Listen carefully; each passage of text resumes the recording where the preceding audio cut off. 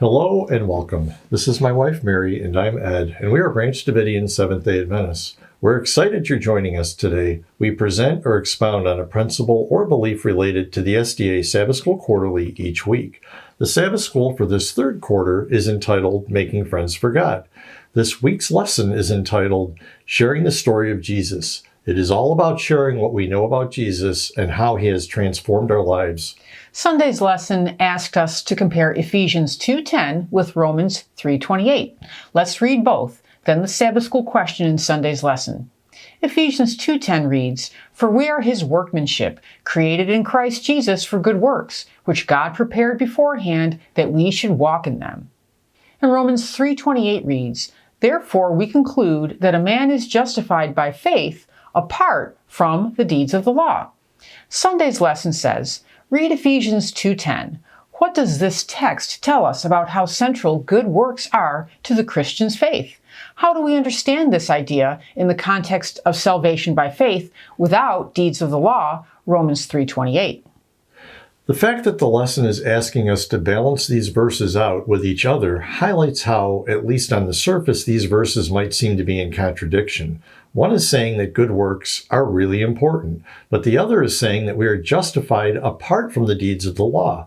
What are the deeds of the law?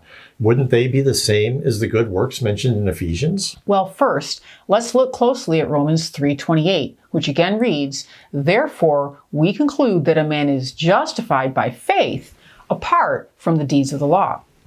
This isn't saying that people can live a justified life without keeping the law. Notice it's talking about how someone is justified or made righteous. It says a man is justified by faith, in other words, by means of faith. It is thus talking about what it is that can take a person from being a sinner to being no longer a sinner to being righteous. This great change is called justification. So how can this great change happen? By what means does it happen?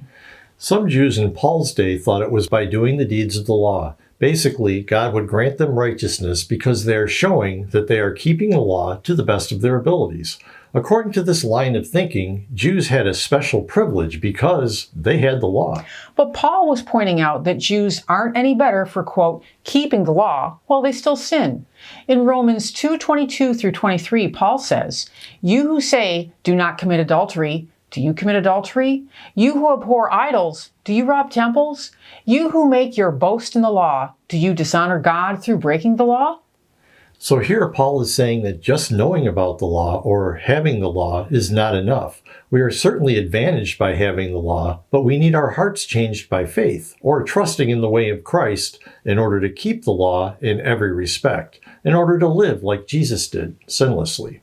Paul continues, "For circumcision is indeed profitable if you keep the law. But if you are a breaker of the law, your circumcision has become uncircumcision. Therefore, if an uncircumcised man keeps the righteous requirements of the law, will not his uncircumcision be counted as circumcision?"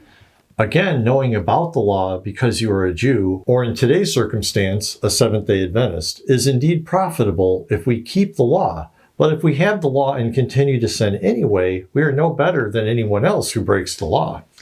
All Jews and Gentiles have been found guilty by the law, and thus the so-called law-keeping of the Jews or Seventh-day Adventists who still sin isn't truly law-keeping at all. Their righteousness or good works is only filthy rags. Since while we are sinners, all our deeds are unrighteousness, then for us to think that we can attain justification by our, quote, good works while still having sin in our lives is to think we can become righteous by doing unrighteousness.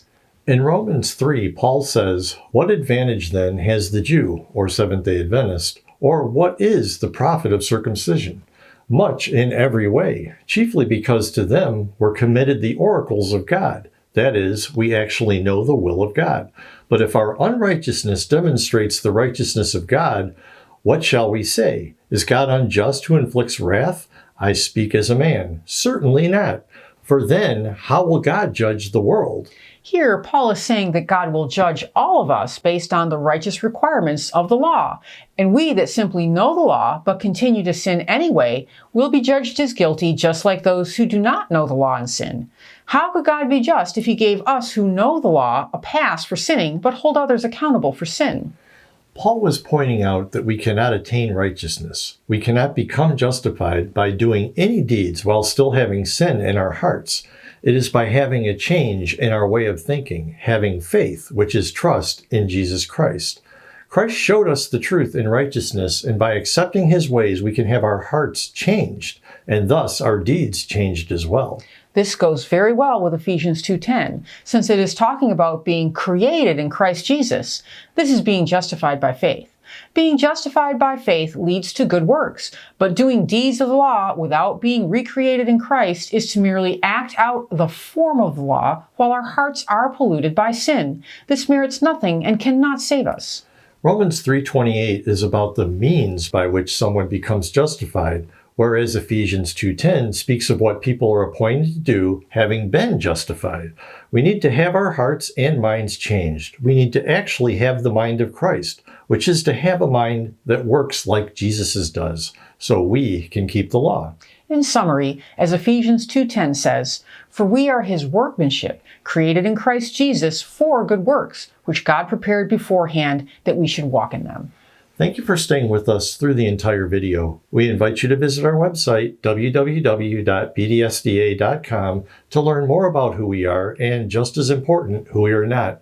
Please join us each week as we will continue to offer new and interesting insights for your Sabbath School studies. God bless. Many blessings.